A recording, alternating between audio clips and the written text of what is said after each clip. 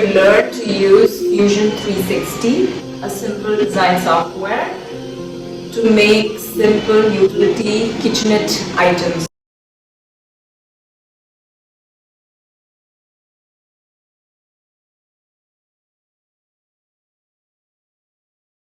I'd encourage you guys to take this session to become an expert in design thinking and 3D printing. So tomorrow you can start your own shop of products or become an expert in the field of additive manufacturing and gain a skill set that will help you be a better person in the industry and keep innovating, keep learning, see how beautiful 3D printing is in different aspects of life.